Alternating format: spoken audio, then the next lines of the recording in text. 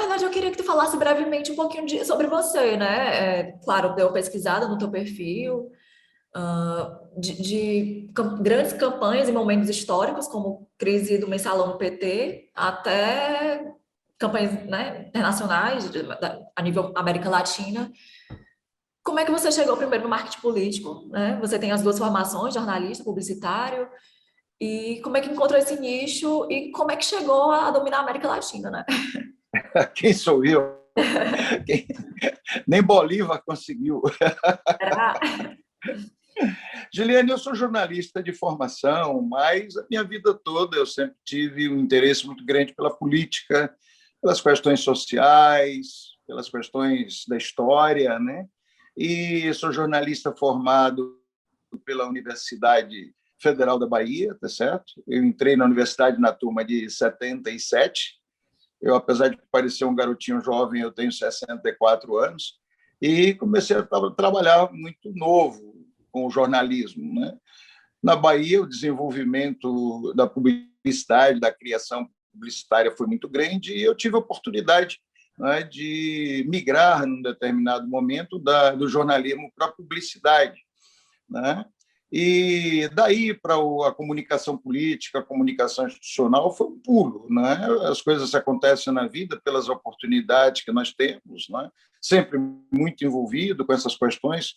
E lhe digo sinceramente, eu gosto da comunicação de interesse público como um todo, né? Do conjunto da comunicação de interesse público, sempre me interessei por ela no Brasil e no mundo, né? E nós, no Brasil, conseguimos, ao longo desses anos, vamos dizer assim, desses 30 anos que passaram, de 86 para cá, vamos dizer, aí já se vão mais de 30 anos, né? Nós conseguimos, o Brasil, ter um protagonismo muito grande na elaboração, na concepção, no desenvolvimento de comunicação política, de comunicação institucional. E eu me associei, e isso passou a fazer parte da minha vida, constituí uma sociedade com a Link Propaganda, né? Link Comunicação e Propaganda, desenvolvemos ações em Angola, e na América Central, na América do Sul, Equador, Paraguai, enfim, Venezuela. Fizemos um trabalho de muitos anos e ainda temos relações institucionais de contribuições com Angola, né? Fazemos uma interação com diversos profissionais da Europa e com o Brasil como um todo, né? Com esse continente cultural. Eu digo que o Brasil não é apenas um continente geográfico, o Brasil é um continente cultural. Todos os estados têm sua identidade própria, não tem um que tenha a mesma identidade, podemos ter do outro. Podemos ter algumas similaridades, algumas coisas que se parecem, algumas complementações, mas cada estado brasileiro tem sua própria identidade, sua própria história, sua própria projeção, né, de conhecimento. Em 25 anos ou 43 anos aí de trajetória, quais foram as principais transformações na comunicação, na forma de comunicar política que você observa e adotou, né, na sua metodologia e estratégia de trabalho? Veja, a comunicação é fruto da política, né? A comunicação política ela é fruto, ela é consequência da política, né? E a partir de 88 nós passamos a viver no Brasil um processo democrático com a nova Constituição, né? Consequentemente, nós tivemos o avanço exponencial das tecnologias, dos acessos, da internet, da participação mais efetiva, da interação da cidadania no processo de debate, de discussão político, né, de participação política. E nesses anos 2000, a comunicação política ela passou a ter uma formatação, né? O desenvolvimento, aliás, uma pluralidade de formatações muito mais abrangente, né? Disponibilizada em todas as dimensões. E com a aceleração, as redes sociais, o advento das redes sociais é um marco profundo, né? O fim do monopólio no broadcast, né? Nas emissoras de televisão, as redes monopolizadoras do processo, as audiências absolutamente controladas, quer dizer, passou a haver uma democratização, vamos dizer assim, de uma maneira mais geral, dos meios de comunicação, e isso é determinante para nós termos hoje uma comunicação política moderna e muito mais dinâmica do ponto de vista dos meios, embora do ponto de vista dos conteúdos nós não possamos dizer as mesmas coisas, né? Eu acho que o conteúdo da comunicação política no Brasil ele evoluiu brutalmente, ele regrediu. Temos um retrocesso marcante a partir de 2018, quando é uma soma de fatores, mas a partir de 2018 nós temos o fake news. Por um lado, nós temos a abrangência, a democratização dos meios com as redes sociais, e nós temos o fake news, as notícias falsas. Eu não gosto muito desses anglicismos, não, mas às vezes nós somos obrigados a entrar na onda porque todo mundo fala do mesmo modo. Se a gente fala, corre o risco até de não ser entendido, né? Mas as notícias falsas, o crime contra a informação, que é um crime dentro da informação falsa, que é um crime tão grave e as pessoas muitas vezes não percebem. Uma informação falsa, ela muitas vezes ela é tão grave ou mais grave do que um erro médico, do que um erro processual de um juiz. Ela destrói vidas por informações falsas. Quantos milhares de brasileiros e brasileiras morreram nesse processo, nessa situação da Covid?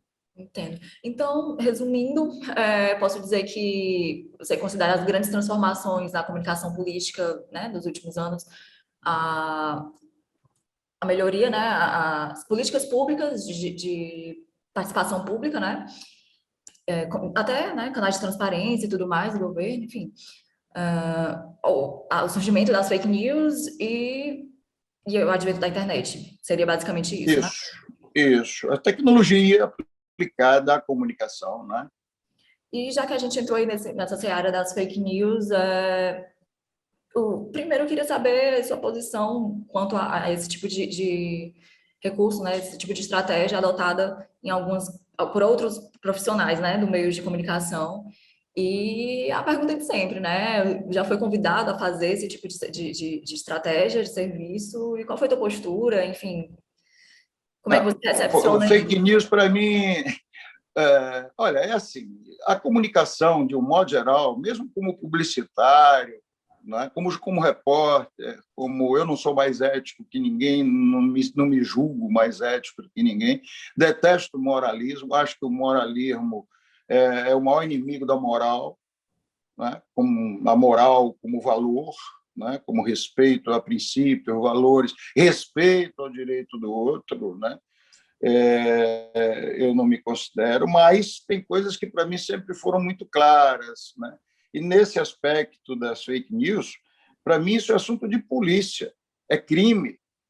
Não tem ética que justifique você cometer um crime. Não há ética mesmo. Até a legítima defesa a gente tem que ponderar se não poderia encontrar uma outra forma de se defender sem ofender, né? Mas isso seria um mundo ideal. Às vezes é necessário você se defender. Agora, você utilizar notícia falsa como forma de convencimento, de informação, é crime, é assunto de polícia e deve ser condenado pela sociedade, assumido pelo Estado de uma maneira objetiva, clara e preventiva, ou se não preventiva, da forma mais precisa e imediata, porque a palavra é como uma flecha. Uma vez disparada, você não pode deter. Então, o sujeito chega na televisão, seja um jornal, seja um blog, seja o que for, e manda uma notícia, ela devasta horrivelmente uma circunstância e o interesse e a integridade de uma comunidade, de uma pessoa. Daqui que você vai resolver isso, muitas vezes você não tem mais como reparar. Vamos entrar um pouquinho na questão mais técnica mesmo, de estratégia de marketing político, né? Quando procuram, né, um cliente procura você, um candidato, o partido o procura para prestação de serviço, qual é a tua primeira análise? O que é que você começa? Qual é o briefing que você pede para iniciar, de fato, uma campanha, né, nos dias de hoje? Veja, cada profissional tem sua história e seu estilo, né? Eu não consigo trabalhar se não houver identidade de pensamento, razoabilidade. Tem publicitários, existem, devem existir, já escutei coisas assim, que dizem que político e sabonete é a mesma coisa, que a única diferença é que sabonete não fala e político fala. Para cuidar de comunicação política, eu primeiro estudo a história da pessoa, principalmente nesses tempos onde nós precisamos de representantes que compreendam esse momento de mudança, de transformação da representação política e que tenham compromisso, não é, com as pessoas, com a verdade, espírito público, compromisso com a verdade, compromisso com a correção, compromisso com a democracia. Esse é um valor que não tem dinheiro, né? Não haveria hipótese, por exemplo, de trabalhar para um fascista, para um totalitário, para uma pessoa, para um político que não tenha compromissos democráticos, que não tenha razoabilidade. Não precisa necessariamente eu pensar como ele pensa, mas há alguns princípios e algumas questões que, para mim, são fundamentais, como creio que para grande parte dos profissionais que trabalham com comunicação política, né? Isso me fez lembrar que você não respondeu a pergunta anterior completa. Já houve esse tipo de convite, pelo menos lá atrás, antes Muitos, disso? sempre, todo o tempo. Até agora, Não, hoje em dia, ou não já, há já hipótese. reconhecem mais o seu perfil e Sempre, não é o perfil, eu não vou, e com muito respeito, agradeço, porque muitas vezes as pessoas, quando têm certa forma de pensamento, elas não acham que estão erradas, é e verdade. quando me convidam, me sondam, não é? Eu me sinto honrado profissionalmente, eu respeito, eu dialogo com todos os setores, eu não sou um radicaloide, né? Eu vou escutar, eu vou ouvir, né? Saber o que a pessoa efetivamente pretende, quais são os objetivos que ela tem no processo político, né? E se houver convergência, houver uma possibilidade de contribuição, eu contribuo. Se não, eu sou o primeiro a dizer, olha, dentro da maneira como você pensa a política, eu não vou conseguir te auxiliar, né? Entendeu? Não é o caso, por exemplo, vai tratar como liberal, vai tratar como comunista, mas que tem princípios democráticos, como socialista, até com uma pessoa que não tem um alinhamento ideológico claro, que tem uma visão, sei lá, diferente da política, que quer buscar uma questão temática, ou seja, se houver razoabilidade, houver compromissos claros com o processo democrático, com a garantia. Esse, para mim, é uma linha de corte. Né? Eu não trabalho, não há hipótese, peço a Deus que não me. Porque muitas vezes a necessidade obriga a gente a certas coisas, não posso ser arrogante nessa dimensão. Né? Muitas vezes, pela necessidade, a gente faz coisas que nós mesmos não acreditamos que seríamos capazes de fazer. Mas eu peço a Deus que eu não seja instado numa circunstância dessa, de ter que, na minha profissão, fazer alguma coisa em função de uma necessidade que contrarie meus princípios. Entendo. Quais seriam os principais pontos de atenção, né, das regras eleitorais para 2022 que você assim, aposta que é necessário os profissionais, né, de marketing político se atentar, né, para respeitar, como também preservar-se, né, preservar sua campanha das fake news? Veja, essa é uma questão importantíssima, e isso é metodológico. Nós trabalhamos sempre com um suporte jurídico bem atualizado. Tá certo? Isso é uma coisa que todos os profissionais deveriam fazer, porque é muito importante, né, que o seu trabalho tenha a garantia da lei.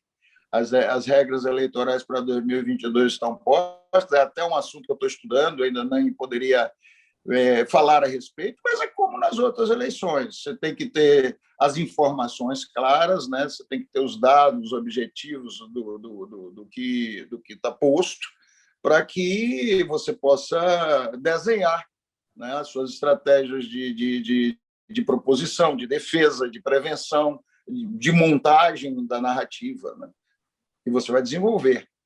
Entendo. Queria entrar um pouquinho mais na sua carreira, no seu, fazer uma coisa mais perfil, né? Sobre você. Tá? que tem uma trajetória, né, uma larga trajetória, momentos difíceis que você achou que realmente o marketing político ali, o seu trabalho estava arriscando até seu nome. A gente tem alguns momentos aí históricos que eu sei que você está por trás, né? Eu sou uma pessoa que eu tenho a agradecer muito a Deus, agradecer às equipes, às estruturas e aos clientes que eu tive, porque eu olho para trás, vejo a minha história, mesmo em momentos delicados, porque a gente atravessa circunstâncias como você está dizendo, situações que às vezes são delicadas, mas eu, mesmo as eleições que eu perdi, né, independente, tem muita gente que só fala daquilo que ganhou. Né? Eu, mesmo as eleições que eu não fui, que os meus clientes, que o nosso trabalho, infelizmente, não teve sucesso, foram eleições muito ricas, muito qualificadas. Isso é sorte também. Né? Claro, começa por conta da sua plataforma básica de reflexão, tá? Você se alinhar com limites e princípios que você defende com clareza, como eu te falei, né? Isso já é uma defesa importantíssima, essa é a primeira questão. Tem a questão de poder ter escolhido candidatos que tiveram uma trajetória consequente, consistente, entendeu? Que agregaram valor ao processo. E não vejo no experimento que eu fiz, nos experimentos, né, que eu tive a oportunidade de participar, nada que tenha me deixado constrangido, que eu não voltaria, por exemplo, a fazer. Percebe? Talvez tivesse utilizado outros argumentos, talvez tivesse tido seria bom se tivesse tido mais suporte de pesquisas, de estudos, né? Uma condição eleitoral, atitudes políticas melhores, mas moralmente, profissionalmente, eu não registro. Você foi bom, eu lhe agradeço muito essa pergunta, porque você me fez pensar aqui numa vida, né, numa história. Então, eu me sinto muito feliz, muito em paz com a minha história e pronto, porque pode ter momentos que alguém traga de lá algo que eu não me recorde, ou que eventualmente tenha sido uma circunstância que vale a pena rever, mas nada que eu me recorde nesse momento que não tenha sido positivo. Perfeito. Já que falamos um pouquinho das dificuldades né, do caminho, é um momento que você considera o ápice da sua carreira? Existem coisas na vida que são tão pequeninas, né, e que quando a gente consegue, a gente se sente assim como se estivesse no topo do mundo. E às vezes tem coisas muito grandes e a gente chega lá e não tem tanto significado verdadeiro, né, para a existência, entendeu? Mas de tudo que eu tive a oportunidade até agora, né, Ainda tem carreira. futuro, né? Tem muita coisa. Com Eu estou certeza. fazendo muita coisa e tem muita coisa pela frente. Mas assim, eu considero que o melhor momento, o projeto assim que eu achei que era um projeto para mudar o Brasil verdadeiramente, que poderia nos elevar a um outro patamar de consolidação da democracia e de avanço na economia, na modernidade, na nossa inserção na vida no concerto das nações, foi o período que eu trabalhei com o ex-governador Eduardo Campos, né? Ali de 2005 até a morte dele em 2014, nós construímos um projeto, ajudamos a construir, auxiliamos, estivemos ao lado dele na construção de um projeto que foi muito rico, né? No estado de Pernambuco e que o conduziu como um forte e competitivo candidato à presidência da República. Né? Nós começamos as eleições de 2006 com uma intenção de voto muito pequena, nós tínhamos 3% a 5% das intenções de voto. Terminamos o primeiro turno de 2006 com 30% de intenção de voto, 65% dos votos de intenção, não, 30% de voto na urna em 2006, no primeiro turno, 65% no segundo turno, 83% de voto na urna na reeleição, né? E um destaque, um potencial, quando ele decidiu lançar-se com a Marina Silva como candidata a vice para a presidência da República, ele já era um grupo muito mais amplo de contribuições e nós íamos fazer uma diferença muito grande naquela eleição. Mas não foi possível. Aquele momento ficou gravado na história, né? Ficou um gostinho de quero mais, um gostinho de precisamos encontrar um avanço para o Brasil nessa dimensão. Eu ainda tenho esperança de que isso se fará. Não sei se nessa próxima eleição, porque essa será uma eleição, acredito eu, de transição para a consolidação da democracia. Não vejo ainda e não vejo tempo, talvez não haja. Quem sabe, política é tão dinâmica que as coisas... A gente, como dizia o velho Ulisses Guimarães, né? Política, e políticos antigos diziam isso também. Política é como uma nuvem no céu. Você olha para o céu, a nuvem está lá. Você baixa as vistas, olha de novo, ela já não está mais lá. Mas nós estamos praticamente há 7 meses do dia da eleição no primeiro turno. Tá? Vamos dizer que temos março, abril, maio, junho, julho, agosto, setembro, né? Incluindo fevereiro, que é um período aí de bola para o lado, bicuda na canela, especulação de todo tipo. Mas o jogo mesmo, jogado, ele começa em março, porque a agenda das regras eleitorais está montada. Então, você vai ter a janela de transferências partidárias e aí a eleição, efetivamente, dos estados, que serão eleições extremamente importantes, e a eleição nacional é o go-ahead.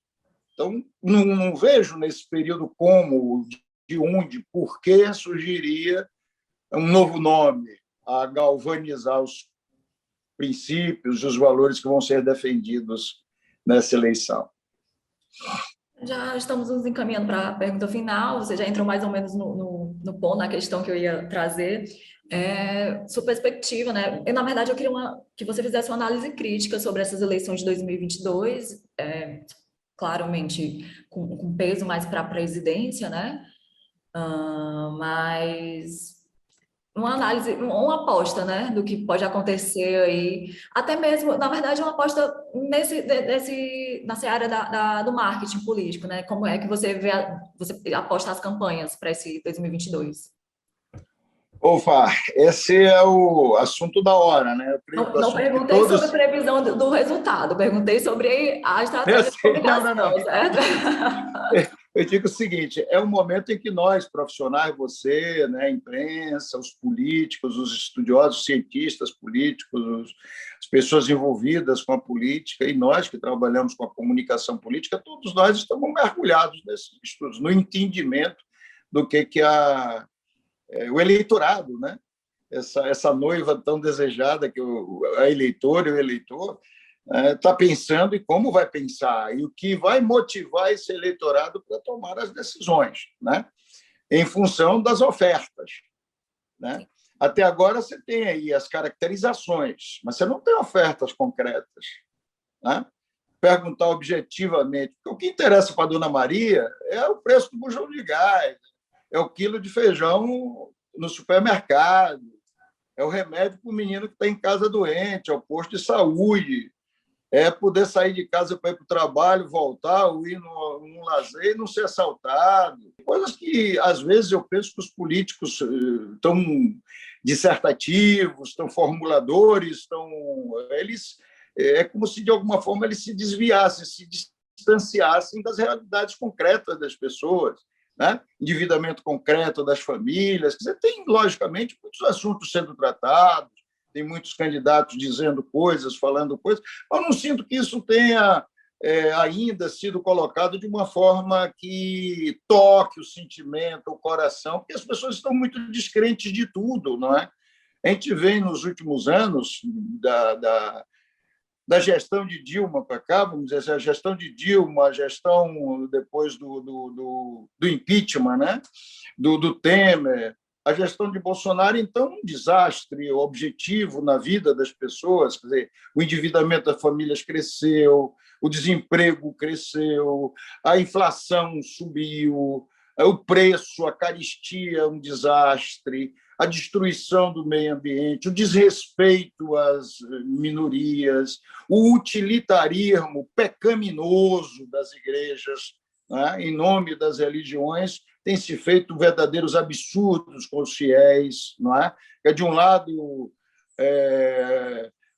tem gente vendendo igrejas como lavanderia de dinheiro que é legal, né? Estimulando coisas horrorosas, vendendo indulgências, prometendo um céu que não existe para as famílias e para as pessoas, né? A violência contra a mulher.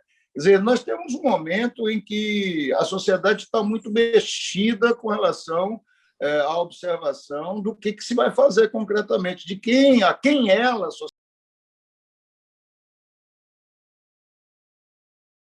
o seu voto.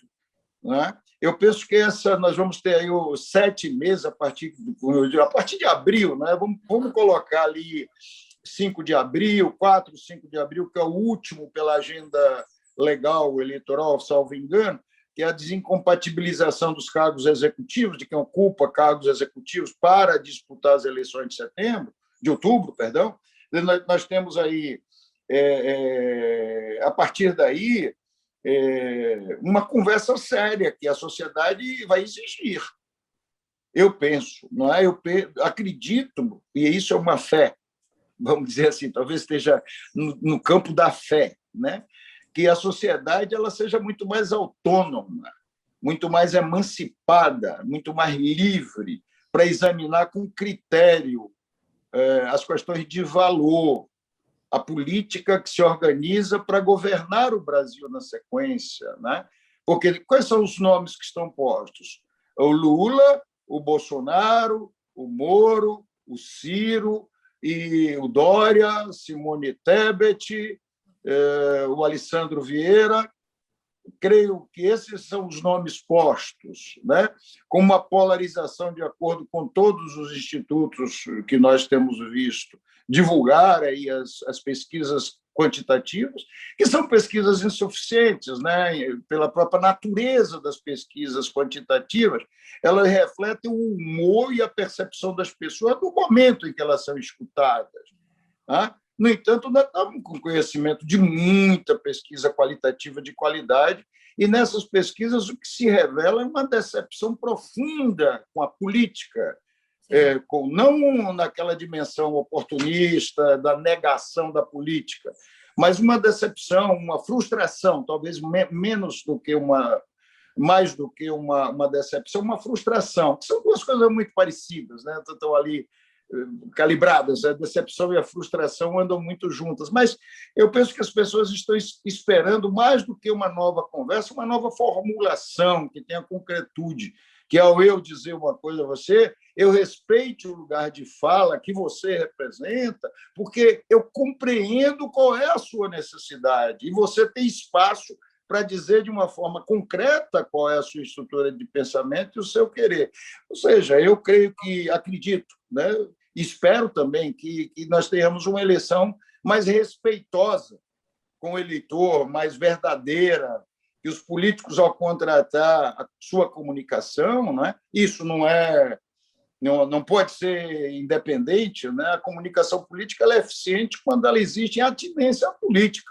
Sim. Quando a política entrega para a comunicação, por mais que a comunicação se associe e participe da formulação, mas a política é quem é o senhor desta razão específica, é a decisão. Olha, quero uma política, minha posição política é essa aqui, a minha posição para a governação nos próximos 4 anos é isso aqui, o que vamos fazer é isso aqui, e vamos dizer isso para a sociedade de uma maneira consistente. Né? A confusão hoje é muito grande. Veja o Ceará, por exemplo, para pegar um exemplo aí do seu espaço, do seu lugar. Né? Você tem aí realidades muito interessantes e muito confusas. Né? Você tem um candidato, 3 candidatos fortes para governador, né? Quando checados. Você tem o Roberto Cláudio, você tem o capitão Wagner, e você tem o Eunício, que quando se coloca o Eunício com o apoio de Lula, ele é competitivo. Ele passa a ser um candidato que pode vencer a eleição. O Roberto Cláudio, pela qualidade dos governos que fez em Fortaleza, pelo cidadão que dizem que não tive oportunidade, ele produziu em Fortaleza, né, como prefeito, que se credencia como um candidato, mas que apoia o Ciro, que está com 5% de intenção de voto nas intenções nacionais e que, mesmo no Ceará, perde para o Lula. E você tem o Wagner, que é o candidato da extrema-direita, é o candidato de Bolsonaro. E o maior, talvez, de todos os líderes, pelas pesquisas que eu tenho conhecimento, político, crível, respeitado e querido no Ceará hoje, é um sujeito que não é candidato a governador, é candidato a senador, e a sua posição vai ser determinante. Então, é a narrativa, o debate, a discussão política, e eu acho que o Ceará vai ter, espero eu, né, tudo está aqui no campo da nossa melhor expectativa, da nossa melhor premonição. Né?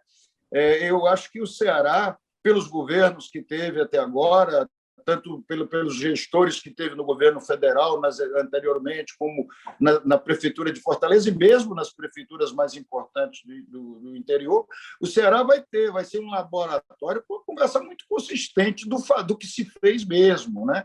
É uma música que diz que no Ceará tem disso não, quer dizer, não tem conversa fiada. O eleitor cearense talvez seja um eleitor muito beneficiado para a avaliação de políticos que podem dizer concretamente o que vão fazer, porque já fizeram e estão fazendo. Né? Camila, hoje eu queria muito ter uma... Agora eu vou fazer uma confissão a você do meu sentimento, né? Sentimento de dentro do meu coração. Né? Eu gostaria muito de ver uma eleição, para ficar no exemplo, que tivesse, por exemplo, Camilo como candidato, Camilo Santana, o governador de Ceará, como candidato a presidente da República, e o governador do Rio Grande do Sul, do PSDB, o Eduardo Leite, como candidato a vice. Aí nós estaríamos ofertando à sociedade brasileira uma inteligência renovada, não é? Que poderia fazer uma diferença de dois jovens que têm o que dizer, estão a fazer. Mas a política não é assim, né? Ela é o que ela é. E dentro do que ela é, nós temos que buscar quais são as melhores alternativas, não é verdade? Com certeza. Para encerrar mesmo, fechar, a internet surgiu aí como uma aposta da nova Ágora, né? O debate público ocorre lá. Nova Ágora, gostei. Até um pouco violenta, né? É verdade. É Pois verdade. A é, nova casa do conhecimento, aspas, né? exato. Você acha que o digital ele vai ter vai ser definidor, né, nessas eleições, ou você ainda aposta na rádio e TV? É sempre um conjunto. Né? A internet cresceu e cresce com grande exponencialidade, grande valor, grande importância, mas é o conjunto. Hoje, mais importante do que o broadcast e a internet é a interação. Do que o jornalismo e a internet é a interação. Né? Ganha força na internet, né? Ganha força na comunicação, aquilo que transversaliza e que dialoga entre si. As plataformas todas estão postas. Você tem as plataformas, os aplicativos, TikTok, você tem as plataformas, os canais de Instagram, o WhatsApp, o Telegram, o YouTube, o Facebook, o Twitter. Né? São canais importantes, mas são canais que cada um tem sua própria linguagem. Quem tiver competência, qualidade técnica e profissionalismo, e, sobretudo, verdade, quero sempre fixar isso, porque o que enfrenta e detona fake news é a competência da verdade. Também tem muita gente que se queixa com a chuchu das fake news, mas, poxa, não produz verdade qualificada. E aí não adianta se queixar, não é verdade? Como é que você enfrenta uma coisa ruim? Ofertando uma coisa melhor e convencendo pela verdade as pessoas de que aquilo que vai valer. Eu acho que a internet ela vai ter uma importância crescente. Agora, todas as mídias... Olha, quando surgiu a televisão, diziam que o rádio ia morrer. Quando surgiram as plataformas de streaming, dizia que a televisão ia... Não tem, cada coisa vai ter seu espaço. Eu, por exemplo, não abro mão quando dá na tele, bate aqui uma busca histórica de uma qualidade musical, não tem disco remasterizado que seja capaz de te dar a cultura sonora de um vinil, numa agulha limpinha. Não é uma questão de saudosismo nem de melancolia, É de entender que as tecnologias elas são sempre presentes. Não tem perigo numa cidadezinha do interior. Você pode ter internet, você pode ter televisão, você pode ter tudo o que você tiver. Nada vai substituir a bicicletinha com a caixinha de som rodando, nem a charanga no meio da rua, nem o comício, nem a caminhada. Sim. Eles vão gerar conteúdos para a comunicação, mas aquele fato, aquele móvel ali, aquele movimento, aquela realidade tem seu extremo valor. É uma coisa muito holística, né? Muito ampla, que se precisa compreender, preservando valores, a cultura, o valor, a identidade cultural das comunidades, né? A empatia. Eu sou dos que acham que, independentemente dos meios, o que você tem, os conteúdos, são muito mais importantes, sempre.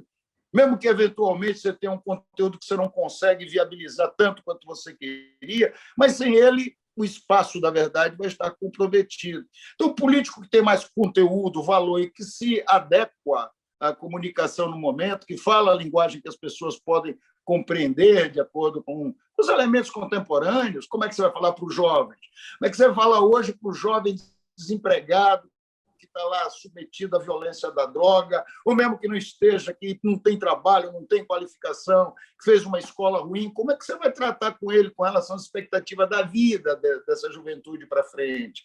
Como é que você vai falar com as mulheres, sobretudo as mulheres ali entre 30 e 45 anos, que são, entre as negras e pobres, as responsáveis por mais de 60% das casas, da economia da vida das famílias? Tem coisas muito sérias, entendeu, Ju, que eu acho que a comunicação precisa fazer valer esse ano. E a gente com Aproveitando que é você, eleição, né? fazer valer sempre, mas esse ano aproveitando que é eleição, não é? Perfeito. Edson, só posso agradecer o seu tempo, né? Tomei um pouco aí do teu tempo do dia,